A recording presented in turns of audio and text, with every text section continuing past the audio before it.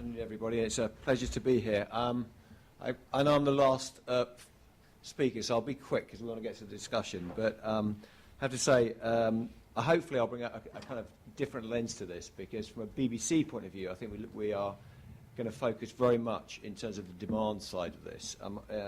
I'm certainly learning a lot about infrastructure, but that's not really my focus. I mean, I have to say I did listen very hard when I heard that Barnes was a not spot, because the BBC chairman lives in Barnes and explains that when I've been discussing a lot of our online offer, it may explain something. But anyway, as I came here and I thought that the focus of the debate would be on the availability of infrastructure. And I think when you come to the BBC, we do have a different role to play. And absolutely, obviously, infrastructure is critical.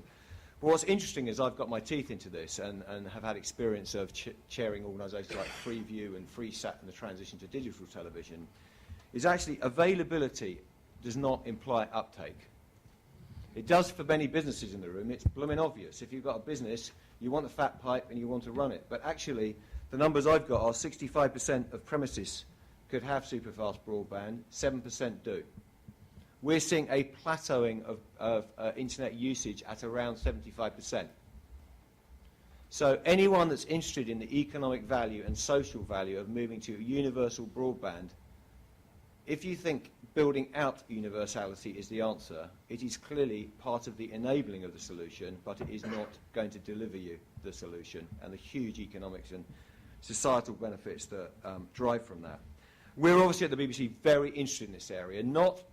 We come to the economic benefits, and I think the BBC needs to be more proactive as an agent of overall economic growth, and a catalyst for it. But my primary lens initially has not been around economic benefits. It's actually been around creative benefits that lead to economic benefits. And you could put this to similar kind of thinking in the areas of healthcare or all the various benefits of broadband. From a creative point of view, I mean, you know, I could waffle on for England about the new media landscape. You all can do it, on demand, the whole caboodle. Not enough people, though, I think, have thought about this from think of yourselves as a writer, as a creator of content. Suddenly, this seismic change from having an hour on a channel to say, let's look at an idea and explore it fully in all its glory. So I'll give you a very specific example. When we looked at covering the Olympics, we didn't say, right, we've got 7 hours of BBC One. We just said, how are we going to present the idea and the Olympics across all the platforms? Suddenly you're freed from a kind of ridiculous situation where you've only got an hour slot. You can do any time length, you can do any device, you can do any media. We served up 111 million requests for video online, many millions of that through mobile in the Olympics. Complete change. I think it's Cisco's stat, but there was 64 times more data traffic for the London Olympics than Beijing. 64 times in data traffic. And people don't want data, they want stuff. Yeah? When people compliment me about the Olympics coverage, it's been a lovely year for the BBC, but we did okay at the Olympics. They do compliment us, and we had a brilliant time at the Olympics. They don't normally say, God, I loved your data. Yeah? Now, I'm being stirring it here because I think it's very important that we put the audience lens on this. Now, this we'll see, this changing approach from the BBC to look at ideas and deploy them across all of the platforms. When we come to the Commonwealth Games, Glastonbury, other events, you're going to see a growing difference between those people who have got broadband or a connected household and those that haven't. Personally, I'm not in the game of taking things away from people. We could drive broadband pretty fast by taking BBC One off the broadcast system and put it onto the online, but I would have to leave the country fairly fast. But you will see us incentivise and the richness of an offer that is in a connected household will be different from that of a household that's purely relying on the wonders, and it is the wonders of broadcast. Interestingly, the BBC, for those historians in the room, the BBC was formed in 1922 by the Post Office and 6 telcos who wanted to get some radio services up and running to get the adoption of this radical new technology called radio. So this is not exactly new territory for us. And we're committed to use that power that we have in the BBC, and we're blessed with the gift of some power and the wonders of the BBC to actually drive demand. That's what we want to be. That's what we'll do. You know, this is not completely new territory for us. If you look what we've done with the iPlayer, I'm assuming most people in the room know a little bit about the iPlayer, launched in 2007. In 2012, we delivered, wait for it, in the UK, 2.32 billion programme requests via the iPlayer. Yeah, in the UK alone. A third of the people using broadband said it was a major reason why they had broadband, and 10% listed as the reason why they got broadband, or one of the key reasons they got for broadband. Classic example of demand. And interesting, we're just about to see exponential growth on connected television, which I think will radically, if you look at actually what normal people do, I'm not making any judgments, but if you spend a lot of time with media specialists or people in this field, they're still spending as many hours watching linear television as they did a few years ago, despite the explosion in all the other things. What they're also doing is using their tablets, and if you're in my household, you have to have about 4 screens running through the family in one room. But they are watching that live television. Immediately, you say to someone, you can now get the past 7 days television immediately on your screen at a good quality.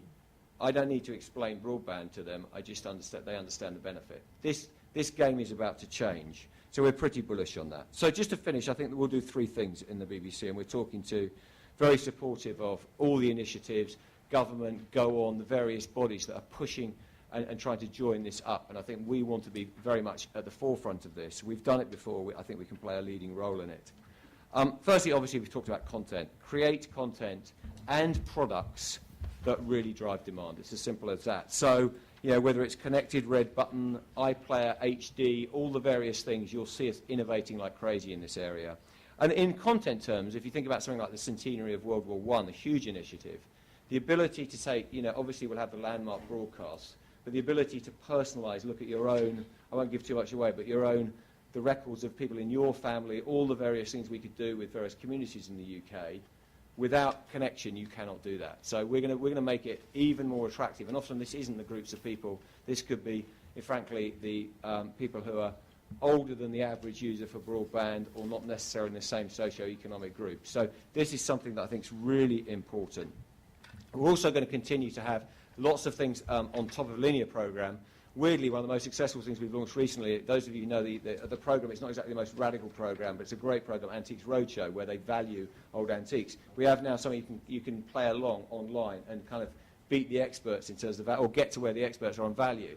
We're seeing thousands of people play along to that on the second screen, and we're marketing that in the Antiques Roadshow, which is not exactly the most youth-focused programme.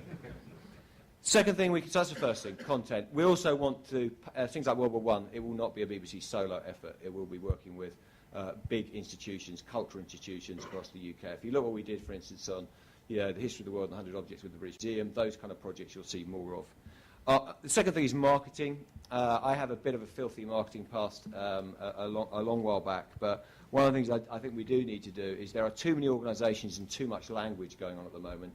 One of the things I'm talking to Go On about and others is we want some very simple language about how to get connected. We're seeing libraries full of people wanting to connect or go in and use the internet, but they're too frightened or don't understand. If you're interested in universal provision, you need the BBC, organisations like the BBC, BT, all to be saying similar things, similar language, clear marketing campaign. Actually, in the next few months, you'll see us launch a campaign about connected televisions and what you can get from that, really pushing on that quite hard. So you'll see a change.